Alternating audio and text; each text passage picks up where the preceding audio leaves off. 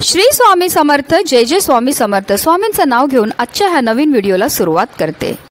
पुष्य नक्षत्राला नक्षत्राचा राजा म्हटले गेले आहे। त्यावर शनी, गुरु आणि माता लक्ष्मीचा शुभ प्रभाव आहे। म्हणूनच पुष्य नक्षत्र खरेदीसाठी आणि शुभ कार्यासाठी शुभ आहे। या वर्षातील शेवटचे पुष्य नक्षत्र 21 नोव्हेंबर रोजी तयार होत आहे। विशेष म्हणजे ते गुरुपुष्य नक्षत्र असेल। गुरुपुष्य नक्षत्र 21 नोव्हेंबर रोजी सकाळी 6:49 सुरू होईल, तर दुपारी 3:35 पर्यंत शुभ मुहूर्त असेल। या दरम्यानच आपल्याला शुभ कार्य तसेच खरेदीही करायची आहे। ज्योतिषशास्त्रानुसार सर्व 27 नक्षत्रात पुष्य नक्षत्र श्रेष्ठ मानले जाते। पुष्य हा सर्व दुष्टांचा नाशक आहे। लग्न सोडून इतर कोणतेही शुभ कार्य करायचे असेल तर पुष्य नक्षत्र सर्वोत्तम मानला जातो। देवगुरु बृहस्पती पद, प्रतिष्ठा, संपत्ती आणि शुभतेचे कारक ग्रह आहेत। जेव्हा हे नक्षत्र गुरुवारी येतं तेव्हा गुरुपुष्यामृत योग तयार होतो। गुरुवारी श्री हरी विष्णूंबरोबर बृहस्पती देवांची पूजा केली जाते, ज्यांना सुख, वैभव, संपत्ती प्रदान करणारे म्हटले जाते।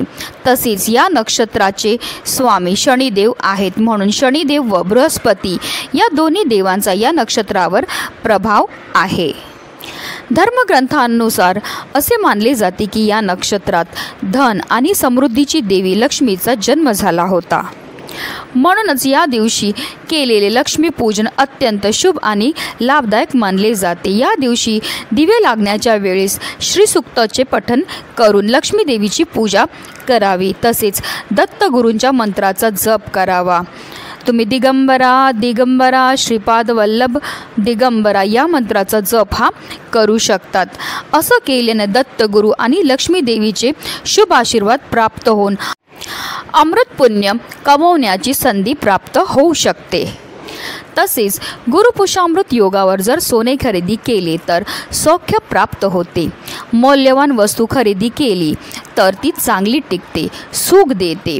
गुरुपुष्य योगावर मंत्र साधना केली तर सिद्ध होते, फलदायी होते अशी भाविकांची श्रद्धा आहे। तसेच या योगावर नदीस्नान केले तर महापुण्य प्राप्त होतं।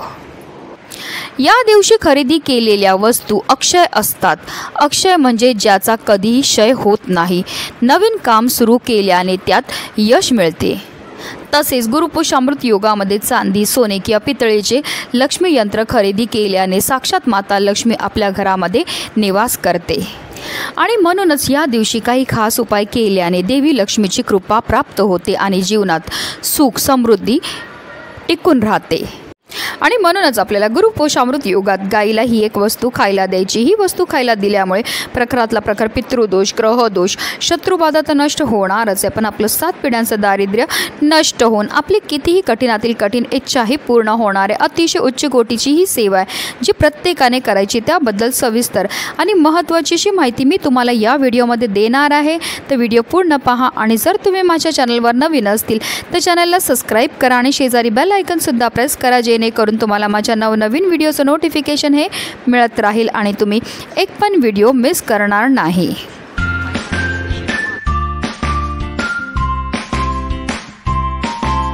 गुरुपुष्यामृत योगाच्या दिवशी आपल्याला सकाळी ब्रह्ममुहूर्तावर उठायचं आणि स्नान करायचे। स्नान केल्यानंतर आपल्याला स्वच्छ वस्त्र हे परिधान करायचे आहेत।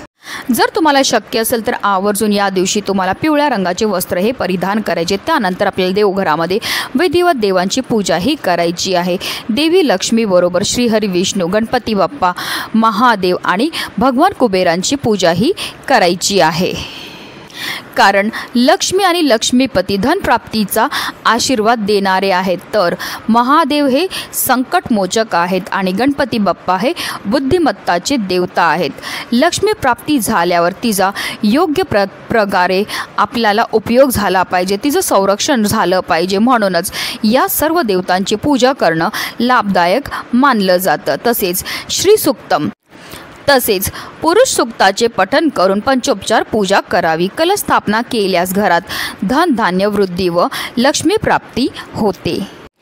गुरुपुषामृत योगाच्या दिवशी आपण गोमातेची सेवा अगदी सकाळपासून संध्याकाळपर्यंत कधीही करू शकतात, कारण हिंदू धर्मामध्ये गाय, गंगा आणि गायत्रीला अनन्यसाधारण असं महत्त्व आहे. गायीचा जन्म हा समुद्र मंथनातून कामधेनू गायीच्या रूपामध्ये झाला होता. त्याचबरोबर माता लक्ष्मीचा जन्मसुद्धा समुद्र मंथनातूनच झाला होता. म्हणूनच गायीला माता लक्ष्मीचं स्वरूपसुद्धा म्हटलं जातं. गाय 11 रुद्रांची आई आहे, 8 वसूंची कन्या आहे, 12 आदित्यांची बहीण आहे आणि अमृतरूपी दूध देणारी आहे. गायीच्या शरीरामध्ये 33 कोटी देवी देवतांचा निवास असतो आणि जो व्यक्ती गोसेवा करतो त्याच्या सर्व मनोकामना तर पूर्ण होतात, पण त्याला स्वर्गाची प्राप्तीसुद्धा होत असते. तसेच गाय ही स्वर्गामध्ये सुद्धा पूजनीय मानली जाते. साक्षात श्रीहरी विष्णूंनी सुद्धा आपल्या कृष्ण अवतारामध्ये गोसेवा केली होती आणि म्हणूनच त्यांना गोपाळ हे नाव मिळालं होतं. आणि म्हणूनच आपल्याला सुद्धा आवर्जून गुरुपुषामृत योगामध्ये गोसेवा ही करायची आहे.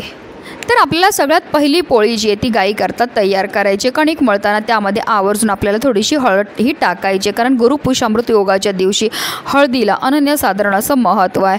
हळद टाकल्यामुळे आपल्या कुंडलीमध्ये असणारा गुरुग्रह हा बलवान होतो, ज्यामुळे आपल्या जीवनामध्ये असणारी जी आर्थिक समस्या आहे त्यापासून आपल्याला मुक्तता ही मिळत असते. ताजी पोळी तयार करून झाल्यानंतर त्या पोळीवर आवर्जून आपल्याला थोडंसं तूप हे लावायचं. तूप लावल्यामुळे आपल्या जीवनामध्ये समृद्धी येते.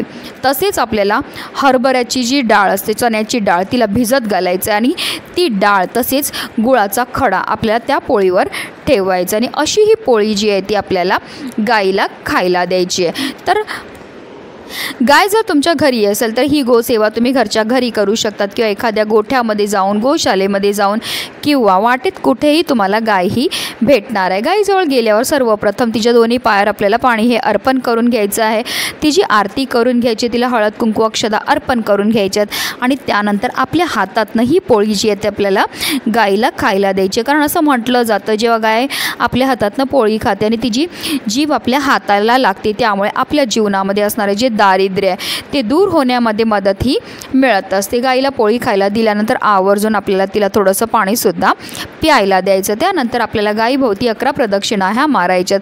प्रदक्षिणा मारताना निरंतर आपल्याला ओम नमो भगवते वासुदेवाय या प्रभावी मंत्राचा जप हा करायचं आहे. त्यानंतर आपल्याला गाईच्या पायाखालची थोडीशी माती उचलायची आणि तिने आपल्या कपाळावर टिळा हा लावायचा. कारण जो मनुष्य गोमातेला हाताचा स्पर्श करून प्रदक्षिणा करतो तसेच तिच्या चरणाखालील धूळ मस्तकी लावतो त्याला पृथ्वी प्रदक्षिणेचे व सर्व तीर्थांमध्ये स्नान केल्याचे पुण्य हे प्राप्त होत असते. ही सर्व गोसेवा करून झाल्यानंतर जर गाय हात लावून देत असेल तर गाईच्या पाठीवर आपल्याला हात फिरवायचा आणि आपल्या मनातली इच्छा ही बोलायची. अतिशय उच्च कोटीची ही गोसेवा आहे.